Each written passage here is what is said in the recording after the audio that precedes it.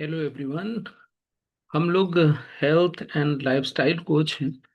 लोगों को अच्छी सेहत के लिए गाइडेंस और ट्रेनिंग देते हैं।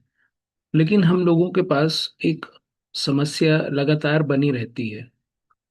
वो ये है कि जब भी कोई गेस्ट किसी को हम लोगों की कोचिंग का रास्ता बताता है, तो वो खुद उसको गाइड करना चालू कर देता है, ये सोचे बिना कि कोच ने पढ़ाई लिखाई की है, ट्रेनिंग ली है। लेते रहते हैं। तो उनसे मेरा कहना है जब भी हम कहीं नया रास्ता पकड़ते हैं और अगर हम रास्ता भूल जाते हैं, तो हम क्या करते हैं, किसी सही आदमी से रास्ता पूछते हैं ना। एक और उदाहरण समझिए। जब आपकी तबीयत खराब होती है, तो आप क्या करते हैं?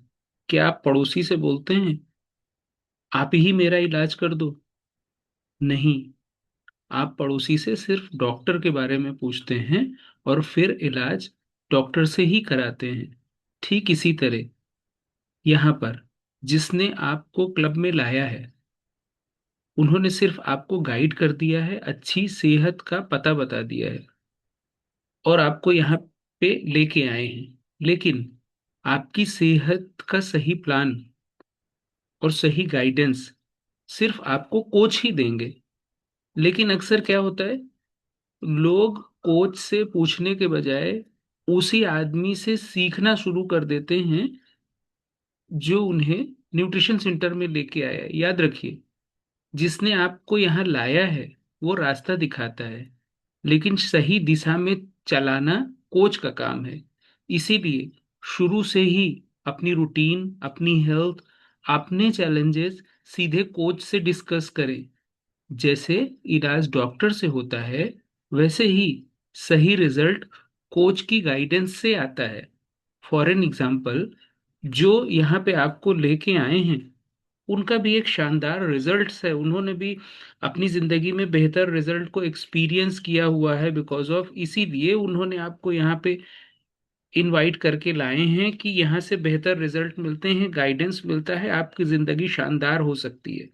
लेकिन समझना क्या है, उनके ऑर्गन्स, उनके न्यूरॉन्स, उनके हार्मोन्स, उनका सिस्टम अलग है, आपका अलग है।